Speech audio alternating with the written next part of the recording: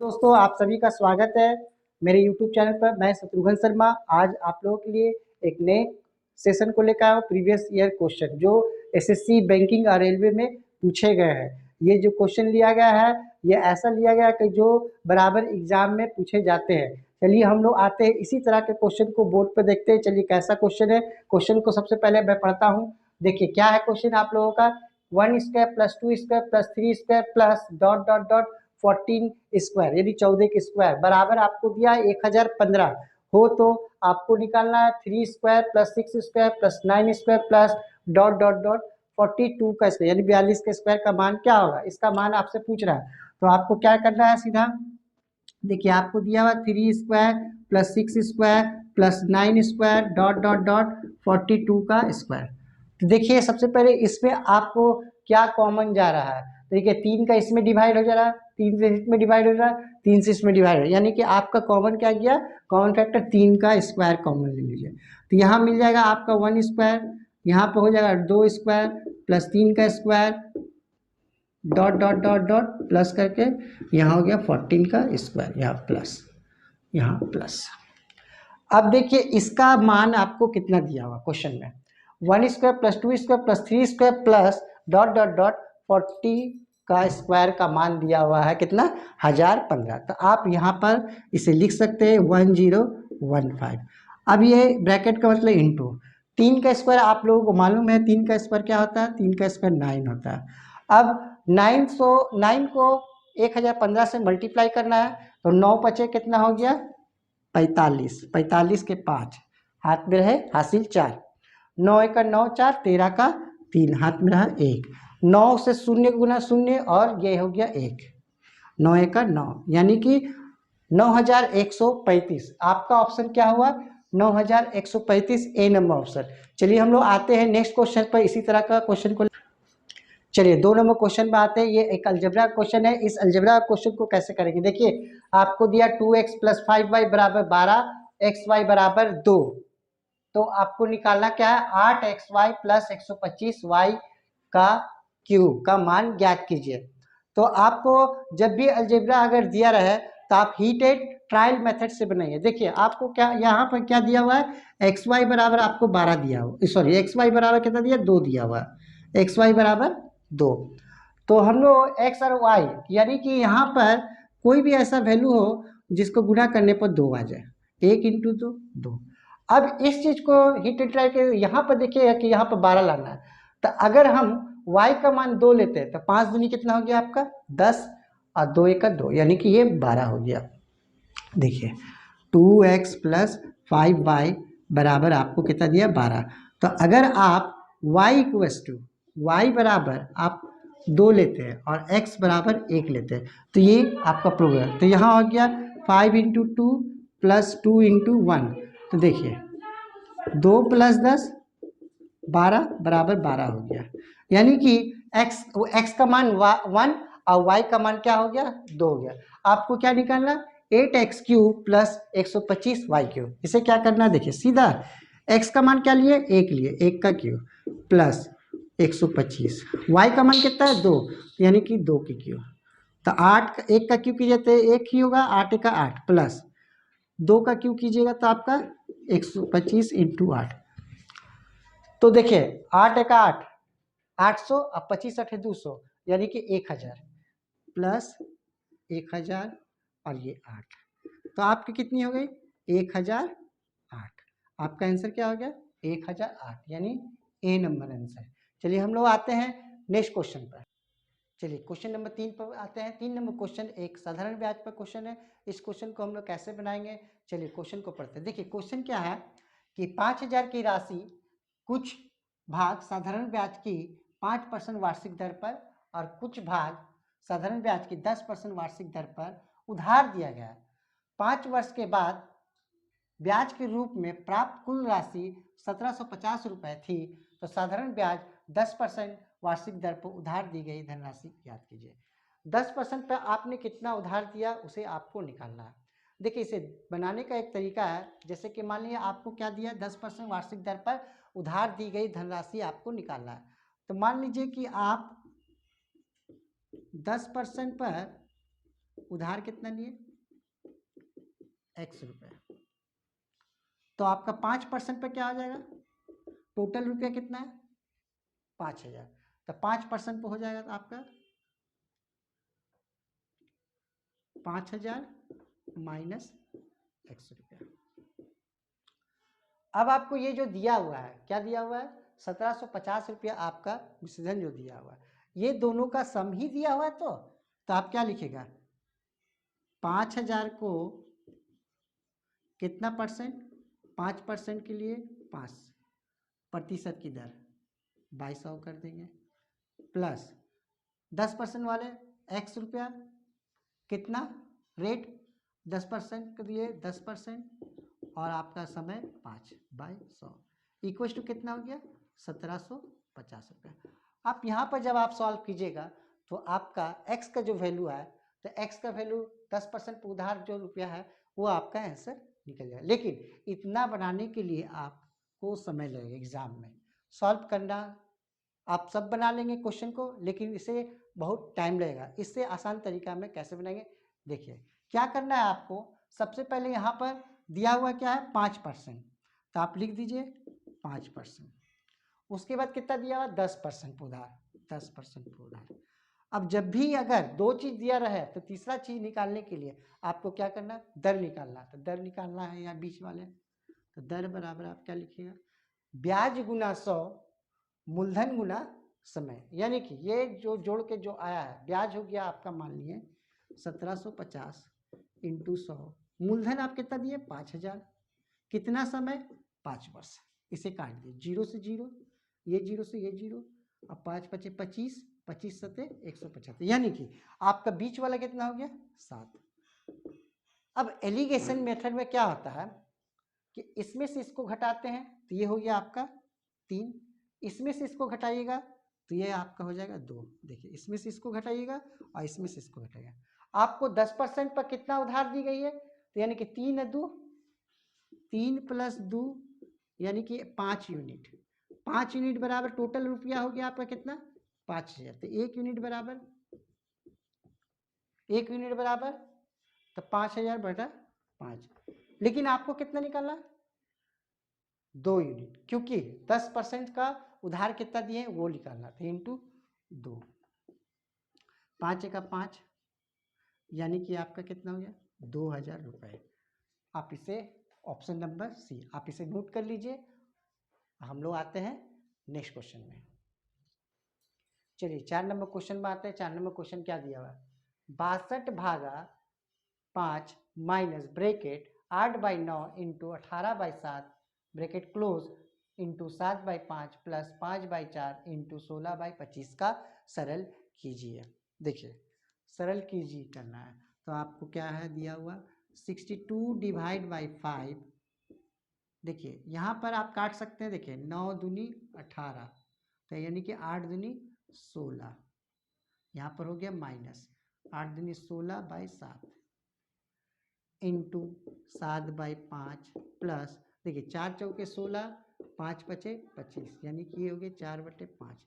अब देखिए आपका ये 7 से 7 कट गया, यानी कि ये 62 भागा है नीचे आ गया माइनस 16/5 प्लस 4/5, नीचे देखिए बेस 5 है, यानी कि एलसीएम क्या हो जाएगा आपका 5, तो 62 माइनस 16 प्लस 4, तो देखिए आगे हम लोग बोर्ड मार्क्स में क्या करते हैं, आगे जोड़ते हैं, 62 और 4 कितना हो गया 62 + 4 66 माइनस 16/5, यानी कि 6 में 6 0, 6 में 1 5/5, आपका क्या हो गया 10 आंसर, यानी कि डी नंबर आंसर आपका 10 हो गया। इसे नोट कर लीजिए। हम लोग आते हैं नेक्स्ट।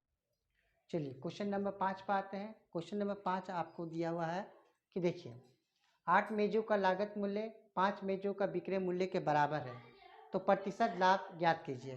तो आपको इस टाइप का क्वेश्चन कुछ नहीं करना है, यहाँ पर लिखना है 8 मेज का लागत मूल्य, यानी कि ये हो गया लागत मूल्य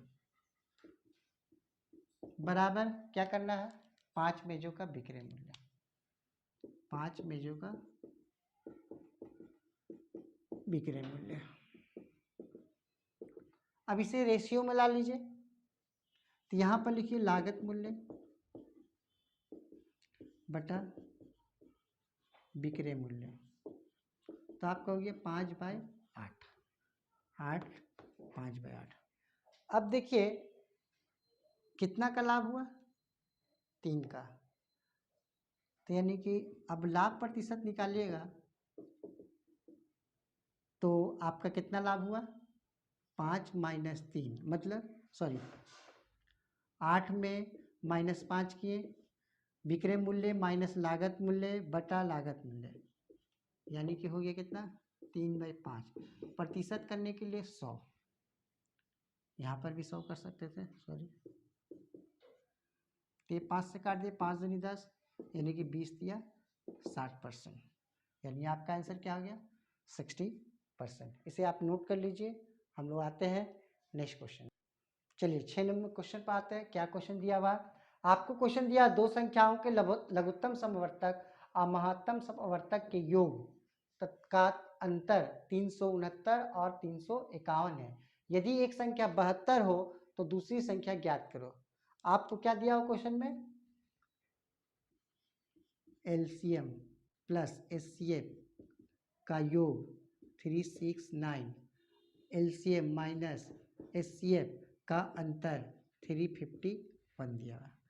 तो आपको इसमें क्या करना है, आपको इसमें करना क्या है कि एल निकालना है, मैंने एलसीएम निकालना है। तो क्या करना है, देखिए अगर आप ऐसे कीजिएगा तो इसे काट दीजिए, ये हो गया 2L बराबर 9 और 1 10, 6 5 11 1 12, 3 3 6 और 1 7, इसे काट दीजिए, ये हो गया 360।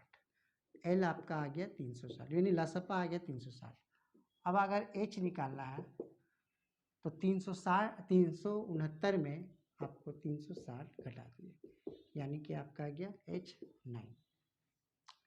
यदि एक संख्या 72 हो तो दूसरी संख्या ज्ञात करना है। तो आपको L इंटू एच, लसपा गुना मसपा बराबर क्या होता है, पहली संख्या गुना दूसरी संख्या, यानी कि पहली संख्या A दूसरी संख्या B। अगर यदि एक संख्या 72 है, यानी कि ये अगर 72 है तो दूसरी संख्या आपको निकालना है, तो दूसरी संख्या मान लीजिए x।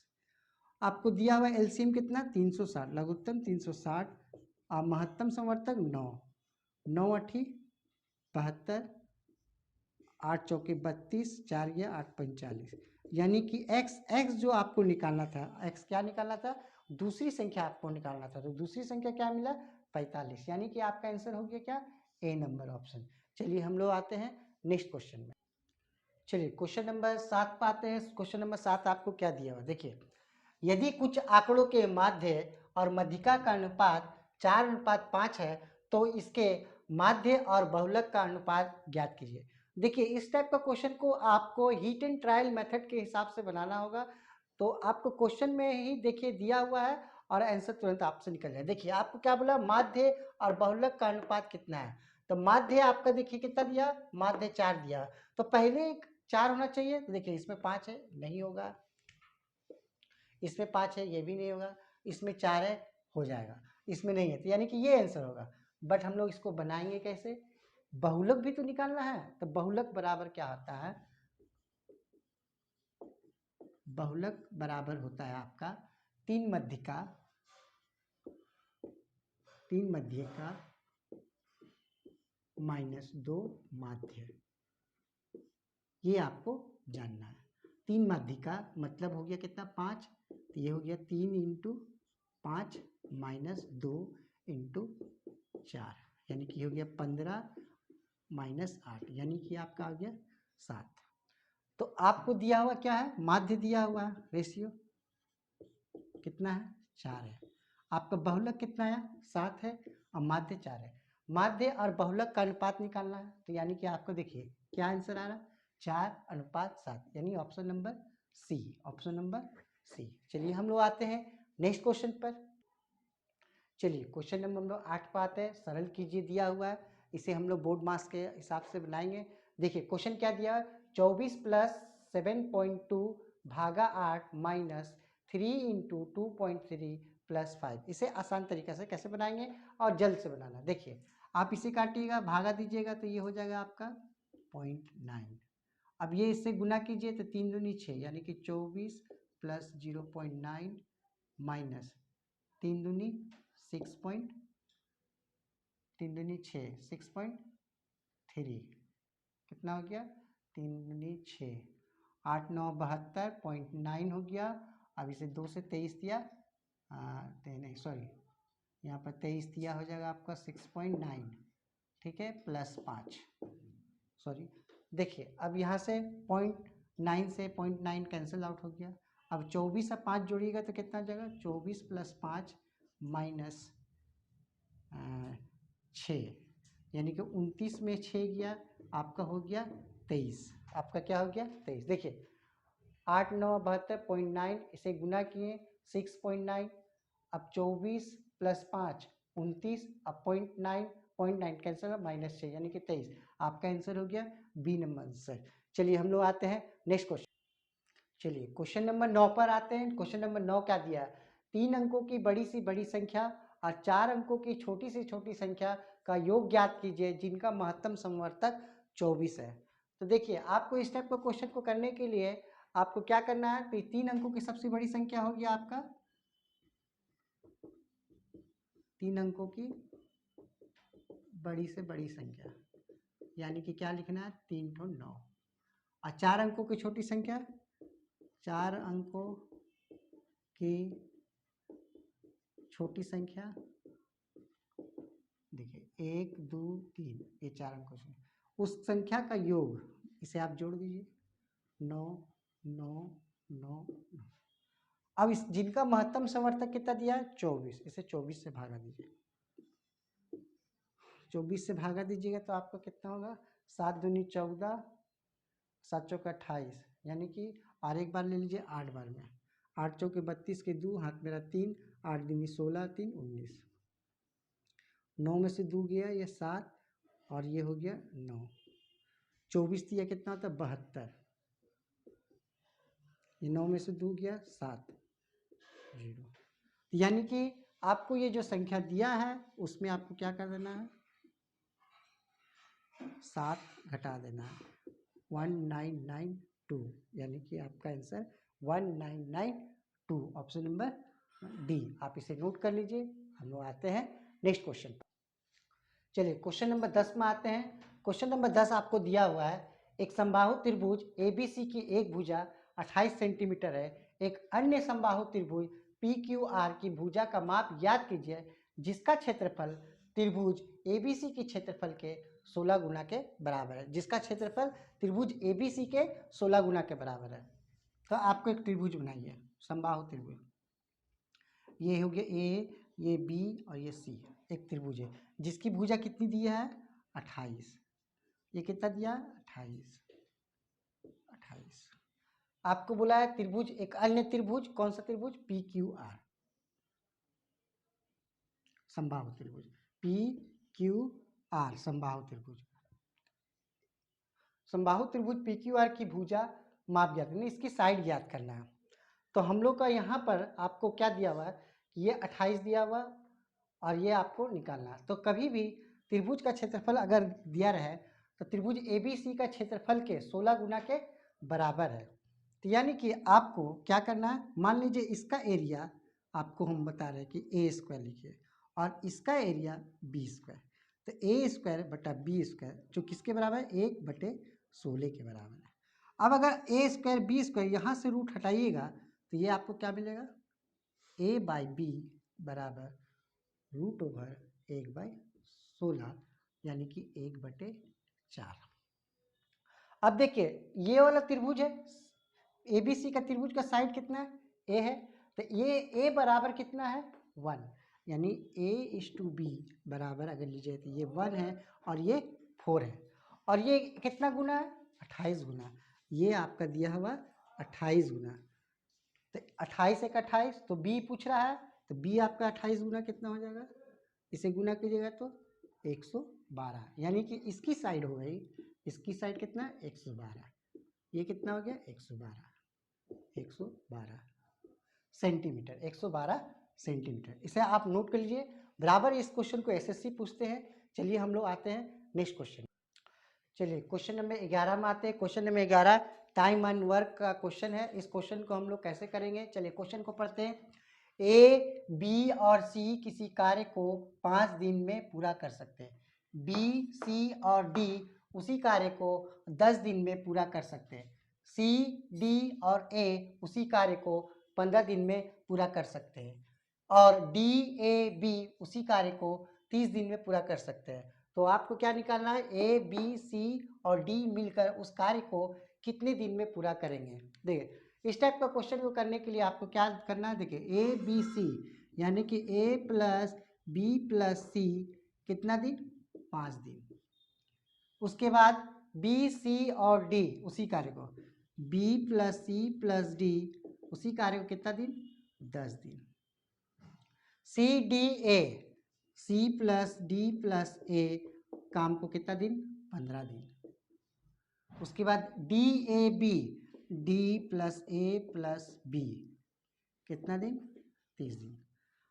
ये सब आपका काम दिया हुआ। अब टोटल काम निकालने के लिए ये सब का हम लोग क्या करेंगे, एलसीएम निकालेंगे, यानी कि लसपा निकालेंगे। जब लसपा निकालिएगा 5, 10 और 15 का, तो आपका लसपा कितना निकला, 30, यानी कि 30 यूनिट टोटल वर्क है। क्या है, कुल कार्य है 30 यूनिट। अब इसमें इसको जब भागा दीजिएगा तो क्या आएगा, ए प्लस बी प्लस सी का एक दिन का एफिशिएंसी आता है। तो 5 से भागा देंगे तो ये कितना हुआ, 6, 10 दिया 30, 15 दूनी 30 और 30 एका 30। तो आपको देखिए यहाँ पर ए कितना बार रिपीट हुआ है, 1, 2, 3, बी 1, 2, 3, डी, सी 1, 2, 3, डी 1, 2, 3, यानी कि हर चीज़ 3-3 बार रिपीट हुआ। यानी कि आप क्या लिख सकते हैं कि 3a plus B plus C plus D equals to total efficiency कितना हो गया, 6, 3, 9, 9, 2, 11, 1, 12। तो a plus B plus C plus D का एफिशिएंसी हो गया 12/3, यानी कि 4। कितना एफिशिएंसी हो गया, a plus B plus C plus D का एफिशिएंसी हो गया 4। ए, बी, सी और डी मिलकर उस कार्य को, कौन कार्य को, जो कार्य है 30 दिन का, 30 यूनिट को कितने दिन में करेगा। तो बस आपको क्या करना है, ये 30 यूनिट काम है। ए, बी, सी, डी का एफिशिएंसी कितने हैं, 4, 2 से भागा दे, 2 बार 15 बार में, 2 दूनी 4 और 15 को काटेगा तो 30 को काटेगा तो 15 बार में कटेगा, यानी कि 15/2 7.1/2 दिन, यानी कि आपका ऑप्शन क्या हो गया, बी नंबर आपका ऑप्शन हो गया। आप इसे नोट कर लीजिए। हम लोग आते हैं, चलिए नेक्स्ट क्वेश्चन पर। क्वेश्चन नंबर 12 पर क्या है, 2 मीटर गहरी 21 मीटर चौड़ी एक नदी के प्रवाह की चाल 5 किलोमीटर प्रति घंटा है। तो 10 मिनट में समुद्र में कितना किलो लीटर पानी गिरेगा, कितना किलो लीटर पानी समुद्र में गिरेगा। तो आपको किलो लीटर में पानी समुद्र में गिरेगा उसे आपको निकालना है। तो ये आपको दिया है मीटर गहराई, ये 21 मीटर चौड़ी और ये आपका स्पीड दिया है 5 किलोमीटर प्रति घंटा। तो 10 मिनट में कितना पानी गिरेगा। तो कैसे निकालना है इसको, देखिए किलो लीटर में पानी गिरेगा, किलो लीटर में बराबर आपको क्या करना है, 2 मीटर इंटू 21 मीटर चौड़ी इंटू कितना स्पीड है, 5 किलोमीटर प्रति घंटा। 5 किलोमीटर प्रति घंटा को आप मीटर पर सेकंड में चेंज कीजिएगा तो इसको इंटू कीजिएगा 5/18, ये मीटर पर सेकंड है। कितना मिनट, 10 मिनट। और मिनट को अगर आप सेकंड में कन्वर्ट कीजिएगा तो इंटू कितना, 60, ये हो गया सेकंड। अब इसे आप काट लीजिए, 2 से इसे काटिए, 2 9 18, 3 3 9, 3 7 21, 3 दूनी 6, यानी कि आपको क्या हुआ, 7 इंटू 5 × 25, 25 इंटू 10 इंटू 20, तो आपको हो गया कितना, 25 7 175 और ये हो गया इंटू 200, 2 × 10, 7 दूनी 34 और 1 35 00। ठीक है, ये आपको हो गया मीटर, क्योंकि ये मीटर में है, मीटर क्यूब।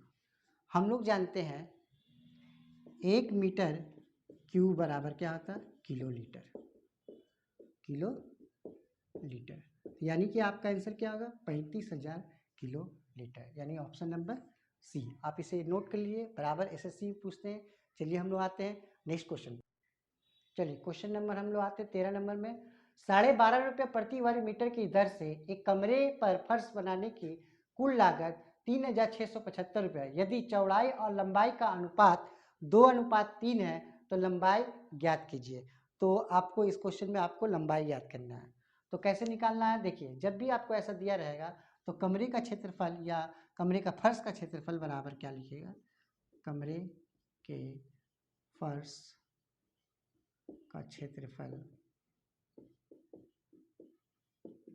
बराबर कुछ नहीं करना है, कुल